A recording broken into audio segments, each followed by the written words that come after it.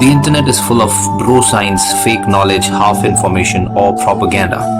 Your quest of reliable, authentic health information ends here. So, subscribe this channel and hit the bell icon, and you never have to go anywhere else ever again.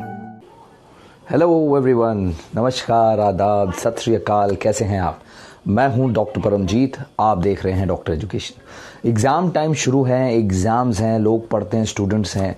हमने एक video कल बनाया था जिसमें हमने आपको बताया कि एग्ज़ाम डाइट कैसी होनी चाहिए, आपको क्या नहीं खाना चाहिए ताकि आपका एग्ज़ाम में अच्छे मार्क्स आए, कम पढ़ाई करने का जो इफ़ेक्टिव स्टडी टाइम है वो बढ़ जाए, राइट।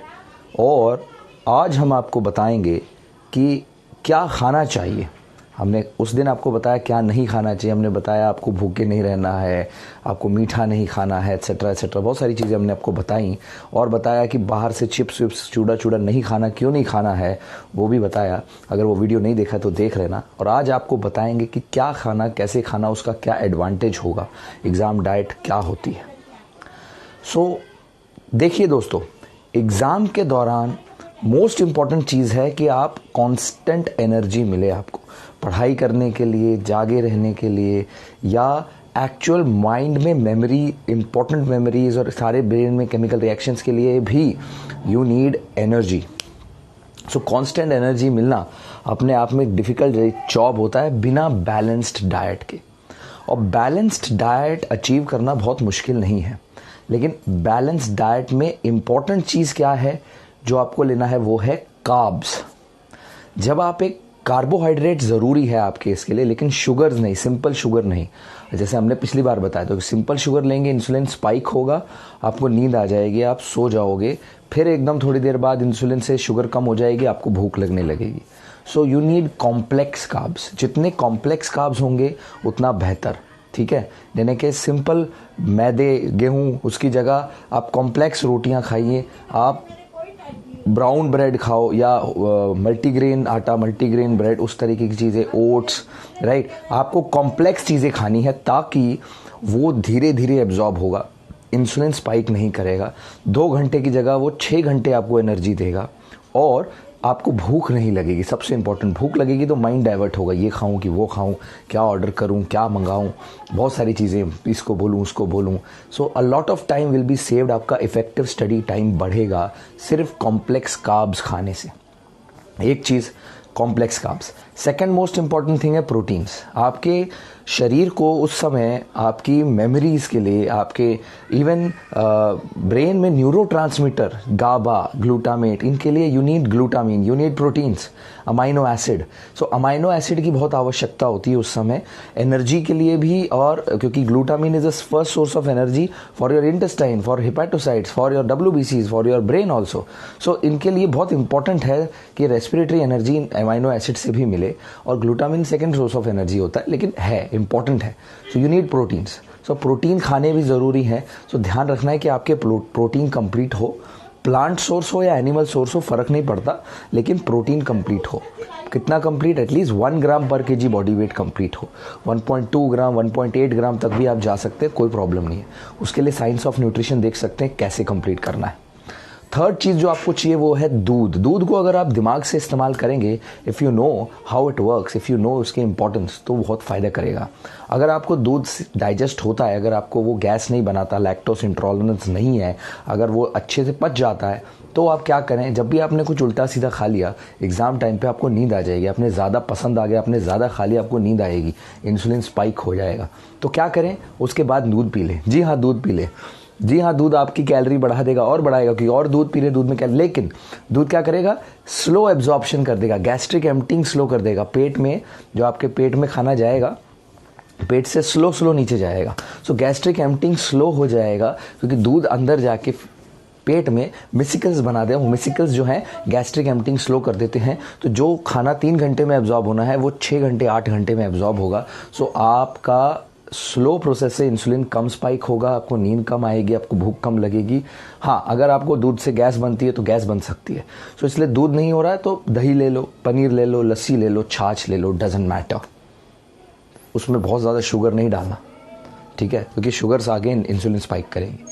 सो ये थर्ड चीज़ है, इसलिए एक बैलेंस डाइट ज़रूरी है। साथ ही यू नीड वाइटामिन, तो वाइटामिन के लिए वेजिटेबल्स खानी है जो भी उस मौसम में अवेलेबल हैं। तो एक फ्रूट ज़रूर खाइए ताकि वहाँ से भी आपको फाइबर और वाइटामिन मिले। नो डोंट वांट कॉन्स्टिपेशन हो जाए, आपको नहीं चाहिए कि आप विटामिन डेफिशिएंसी हो जाए, right. It's very important, B12 vitamin सब बहुत ज़रूरी है। इसलिए फ्रूट्स भी खाओ, ये भी खाओ, दूध भी पियो। नॉन वेज भी खाओ अगर खाते हो, नहीं खाते हो तो दूध, दही, पनीर, लस्सी, छाछ इंपॉर्टेंट, राइट। और पानी, हाइड्रेशन इज़ वेरी इंपॉर्टेंट। कई लोग नहीं पीते, पूरा दिन पढ़ाई में लगे, पानी नहीं पी रहे, ख्याल नहीं रख रहे अपना। सो डिहाइड्रेशन से ब्रेन को भी हाइड्रेशन नहीं मिलेगा और डिहाइड्रेटेड ब्रेन इरिटेबल हो जाता है। इसलिए कई बच्चे इरिटेट हो जाते हैं, उनसे याद नहीं हो रहा, मुझे समझ नहीं आ रही, पता नहीं क्या पढ़ूंगा, तेरा कितना हो गया, मेरा कुछ हो क्यों नहीं रहा। So that is also one sign of dehydration, right. Urine कम जाने के लिए चक्कर में कहते हैं मेरे को यूरिन भी नहीं जाना, मैं पानी भी नहीं पीऊँगा, but that is wrong. Dehydration avoid करना है, पानी इनफ पीना है, 3 लीटर 8 से 10 गिलास इंपॉर्टेंट है रोज़, ठीक है। खाने के 1 घंटा पहले, 2 घंटे बाद, कोशिश करो खाने के साथ ज़्यादा मत पियो, थोड़ा बहुत पी सकते हैं। सो पानी इंपॉर्टेंट है। फिर क्या ज़रूरी है एग्ज़ाम डाइट में what you need are omega 3। Omega 3 बहुत ज़रूरी है। ओमेगा 3 आपके डाइट में होना चाहिए, चाहे आप वो फिश से लो, चाहे चिया सीड से लो, चाहे अलसी लो, चाहे ड्राई फ्रूट्स लो, चाहे कैसे भी लो। ओमेगा 3 आपके डाइट में डेली होनी चाहिए। इसलिए कहते हैं बादाम खाओ, ड्राई फ्रूट खाओ, क्योंकि उसमें ओमेगा 3 होता है, उसमें प्रोटीन होता है, राइट। समझ रहे हैं बात, ऐसे उसमें वाइटामिन होते हैं। सो इसलिए बादाम से दिमाग बढ़ता है, तो इनसे भी बढ़ेगा, उसका बेसिक है ये। फिर क्या चाहिए, ब्रेकफास्ट। जी आप ब्रेकफास्ट जो बोल लीजिए, ब्रेकफास्ट खाना ज़रूरी है, लेकिन हैवी ब्रेकफास्ट नहीं खाना है। वो हमने लास्ट वीडियो में बताया था, हैवी ब्रेकफास्ट से आपको नींद आएगी, इंसुलिन स्पाइक होगा, लेकिन ब्रेकफास्ट खाना है, ब्रेकफास्ट स्किप नहीं करना है। और ब्रेकफास्ट होना चाहिए लाइट, क्योंकि ये देखा गया है रिसर्चेस में कि जो ब्रेकफास्ट खाते हैं, ब्रेकफास्ट के बाद उस दिन आपका ना सिर्फ अटेंशन बढ़ता है बल्कि आपकी शॉर्ट टर्म मेमोरी भी बढ़ती है। सो एग्ज़ाम के दिन ब्रेकफास्ट खा के जाना बहुत ज़रूरी है। एग्ज़ाम के दिन के लिए breakfast is very important, right. और क्या ज़रूरी है, चाय, कॉफ़ी, कैफ़ीन।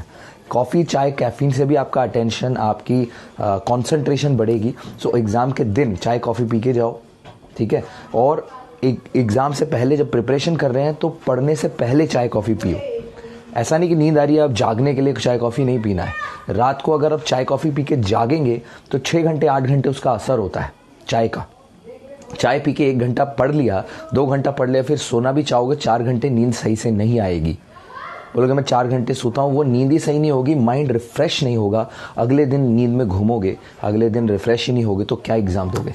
कौन चाहता है थोड़ा बौखलाए यार, समझ नहीं आ रही मुझे, क्या कुछ तो पढ़ा था। नो, दिमाग लगाओ, सही जगह सही चीज़ सही टाइम पे इस्तेमाल करो। सो कॉफ़ी, कैफ़ीन एग्ज़ाम से पहले, पढ़ाई से पहले, रात को नहीं, 6 बजे 8 बजे के बाद नहीं। अगर रात भर पढ़ाई करनी है तो पहले पी लो, लेकिन सोने से पहले नहीं, ठीक है। और एक्सरसाइज के लिए थोड़ा सा टाइम निकालो। जी हाँ, मैं बोल रहा हूँ 5 मिनट 10 मिनट ब्रेक ले लो, बीच में ले लो, 1 घंटा 2 घंटे के बाद कंटिन्यूस पढ़ाई करिए, 5 मिनट ब्रेक ले लो, रिलैक्स कर लो, थोड़ी सी एक्सरसाइज कर लो, या कोई हॉबी कर लो, कोई आप गेम खेलते हो गेम खेल लो, कोई म्यूजिक सुनना है, कोई कॉमेडी, कोई हंसने वाली चीज़, something like that, do that, it's important. कोई कॉमेडी वीडियो देख लो, क्योंकि यू बी सोशल, दोस्तों से बात कर लो, फैमिली से बात कर लो, आउट ऑफ द टॉपिक, सिर्फ एग्जाम के बारे में नहीं, change the topic, right. It's important आपके दिमाग को रिफ्रेश करने के लिए। एक्सरसाइज से आपका माइंड क्लियर होता है, आपका स्ट्रेस कम होता है। It's very good, it's very important. चाहे 5 मिनट का हो, चाहे 10 मिनट का हो, 10-5 मिनट कोई भी निकाल सकता है, नो बिग डील, ठीक है। This is all important. And then the most important thing is relaxation techniques. Exam में स्ट्रेस पे एक डिफरेंट वीडियो आएगा हमारा विद इन स्मॉल टाइम, लेकिन एग्जाम स्ट्रेस रिलीव करने का सबसे इंपॉर्टेंट स्टेप यही है, 5-10 मिनट निकालो, जाके फ्रेश हो जाओ, थोड़ा फ्रेश हवा में जाके घूम के आओ, वॉक कर लो, दोस्तों से बात कर लो, पेरेंट्स से बात कर लो, किसी से बात कर लो, और या म्यूजिक सुन लो, वीडियो देख लो, कॉमेडी वाला, एक्सरसाइज कर लो, माइंड फ्रेश करो, रिलैक्स करो, मेडिटेट करो, कुछ भी करो, 5-10 मिनट का ब्रेक लो, राइट, बीच बीच में, इट्स इंपॉर्टेंट। सो ये सब चीज़ करनी बहुत ज़रूरी है।